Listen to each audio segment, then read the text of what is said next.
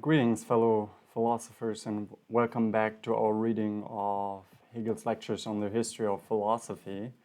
And last time, I had severe problems understanding the text. This time, it won't be different. So I just cite the arch-enemy of Hegel, who's Arthur Schopenhauer, and say, keep calm and hate Hegel. So Schopenhauer couldn't make any sense of Hegel's dialectic. He thought it was kind of snake oil that he was selling as a philosophy. And also Marx adopted like this. And you know this from the History Channel. It's always the guy who says, like, it's aliens, right? So what does dialectic mean? It means, well, things are and they are not. And it's dialectic. That is everywhere. The question is if that is a plausible opinion, or if it is even the truth, as Hegel would ask. So what is dialectic? Dialectic is what gives a Marxist their power. It surrounds us, penetrates us, binds the galaxy together. And I don't know whether that is true. Indeed, dialectics is a method of thinking confronted with the problems of our thought. And many people assume that dialectics is the idea that you have a thesis, then you have an antithesis, and that you then produce a synthesis. I don't think that's necessarily the case. I think dialectic starts with the central thought that Hegel presents us in the text, namely that truth is related to the labor of the mind.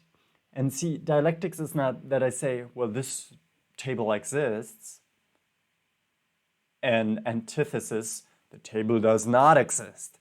No. It's not that easy. So dialectics for Hegel is more related to the limitedness or the one-sidedness of our determinate understanding, where I understand something as a limited object. We cannot just simply think unlimited objects. We cannot simply do that, right? We cannot think being, because everything we think is somehow limited and determinate.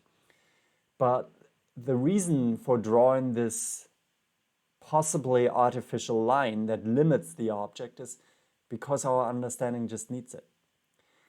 And drawing this line of understanding possibly presents the things in a false light. And this will lead to the fact that there are contradictions in our thinking. And we have to make these contradictions visible and work with these contradictions. Now, one could say that very often these contradictions present themselves as an antithesis. Okay. And then we try to work out this contradiction, which may be called a synthesis. I don't have a problem with that.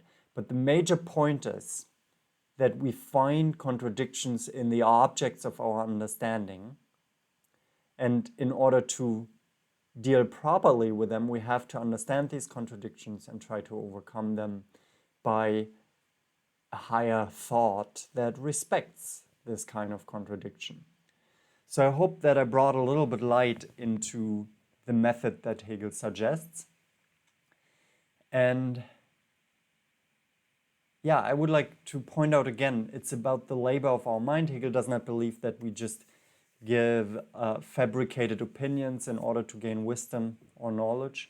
We have to work on that. And that's also the case with this text that I don't comprehend fully. And there's another passage that I worked on today, and let's go to it together. So yeah, what did we start with? Well, we talk about the history of philosophy, just a brief summary. History of philosophy, you already know, that's a contradiction. How can truth, that is the genuine subject of philosophy, have a history? Just give it to me, just give it to me. Hegel says, well, let's look further into this contradiction. Well, obviously, we need a history of humans, a history of discovering thoughts, and we discover thoughts, which is a discovery path of truth. But is it ever that we find a simple idea and call it a truth? No. It is always through a process of justification. Hegel speaks out against this idea that we come to truth by virtue of intuition, by individual insights.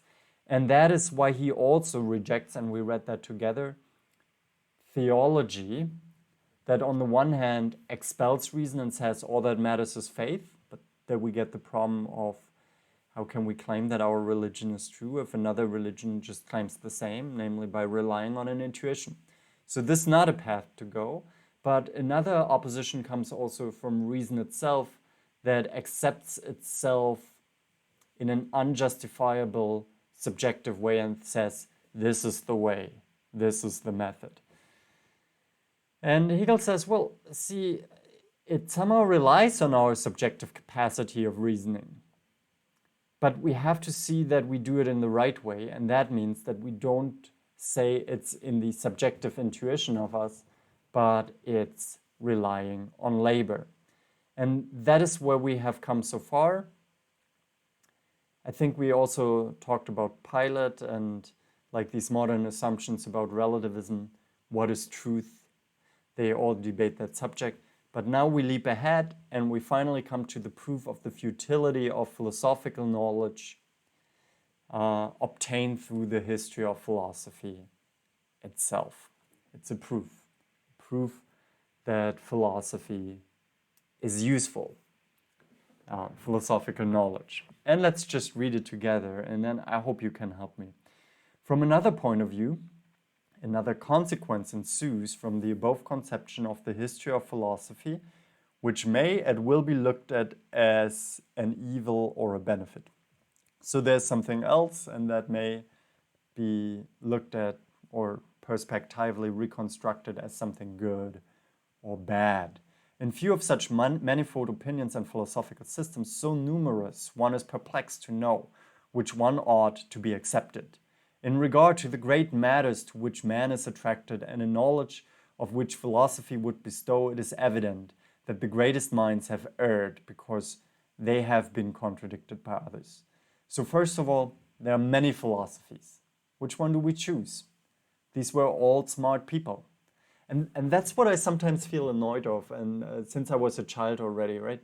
Somebody thinks like 2, 3, 4, 5 years about something. And they're acknowledged in their community as philosophers. And then somebody with no background comes out, that's all bullshit. They're all stupid. How can you be so stupid? So stupid people. So stupid people. Why can't they be as smart as me? I'm not accepting that, you know. I always respect somebody who puts real labor of thought into an object that he wants to know. And there may be flaws in there. The major mistake, however, is arrogance, right? Arrogance with regard to other opinions, which I'm of course not free of, right? But so first of all, there are many systems and we need to respect them as a history of philosophy that in its most charitable reading is a discovery of truth.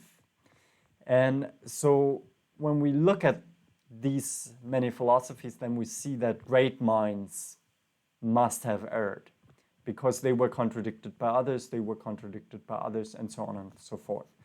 Since this has been so with minds so great, how then can ego homuncio, attempt to form a judgment? So if that is true, right, that so many people have erred, and among them really great minds, how can I assume that I make a right judgment? Shouldn't I rather say nothing at all? Shouldn't I just stay away? This consequence, which ensues from the diversity in philosophical system, is, as may be supposed, the evil in the matter, while at the same time it is a subjective good. So now comes the point where I really have some difficulties. So this sentence is still clear, okay? It may be seen as bad that there are so many people who have erred, so we should give up philosophy. But now he writes this sentence.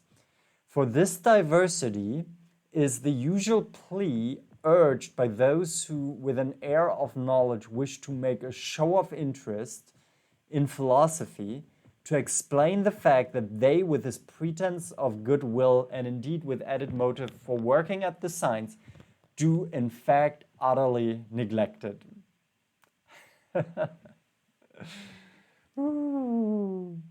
And we know this is German philosophy, right? Let me just... do I have this still? Wait, where did I put it? I had like a nice meme. Here we have a meme. Let me open it. So this is the idea that what is Hegel talking about? I don't know. He hasn't gotten to the verb yet. And that's always the crime novel effect of the German language, right? The verb in the paratactical sentence structures usually comes at the end. And so English people assume, well, how can they know what they talk about? A man and a woman in a room. So what did they, right? And only in the end, you know that the man did nothing to the woman. Surprise. But he could also have killed her and so on and so forth. So maybe that's a little problem with reading Hegel, that he has like this complicated sentence structure. And maybe I have to admit, Hegel could have written it easier. Okay, but did I already explain the sentence? Now I've forgotten. So I think what it says is that people who neglect philosophy explain that with the fact, well, there were so many people who have erred already. Why even bother? Philosophy is meaningless because we never come to a result. This seems to be the position here. And he goes on, but this diversity in philosophical systems is far from being merely an evasive plea. It has far more weight as a genuine serious ground of argument against the zeal which philosophy requires. So actually there's a serious argument hidden in the fact that many philosophers have erred already. It justifies its neglect and demonstrates conclusively the powerlessness of the endeavor to attain to philosophic knowledge of the truth. So that is what these people do, right? They say, well, see, like philosophy is powerless. They just don't come to the truth. They endlessly debate. When it is admitted that philosophy ought to be a real science, and one philosophy must certainly be the true, the question arises as to which philosophy it is and when it can be known. So here we have like the historical question, right? So because the argument already acknowledges that we want the true philosophy and not one of the many. And then the question is, well, but if so many philosophies in the past have been false, what is the criterion for the real philosophy to be known? And what is the history of getting down to the real philosophy? Each one asserts its genuineness, each even gives different signs and tokens by which the truth can be discovered. Sober reflective thought must therefore hesitate to give its judgment. So each philosophy has its own criterion and so on and so forth. Let's read further. This then is the wider interest which the history of philosophy is said to afford. So the real interest of the history of philosophy is then to ask which one is true. I think that's what he's saying here. And now he quotes Cicero, which according to my Latin teacher is the right pronunciation, because Caesar was also not Caesar, it was Kaiser, which then in German became Kaiser, emperor. But okay, to not get into the debate, I say it for you. Cicero, I hope I say it in the right way when English pronounces it. So Cicero gives us from this point of view a most slovenly history of philosophic thought and God. He puts it in the mouth of an Epicurean, but he himself knew of nothing more favorable to say, and it is thus his own view. The Epicurean, so we talk about Cicero and he tells us something about God, a little bit complicatedly formulated, but Cicero doesn't say it itself, like he writes it in the way that an Epicurean says it, so there's an Epicurean. And the Epicurean says that no certain knowledge has been arrived at. No knowledge has been arrived at. The proof that the efforts of philosophy are futile is derived directly from the usual superficial view taken of its history.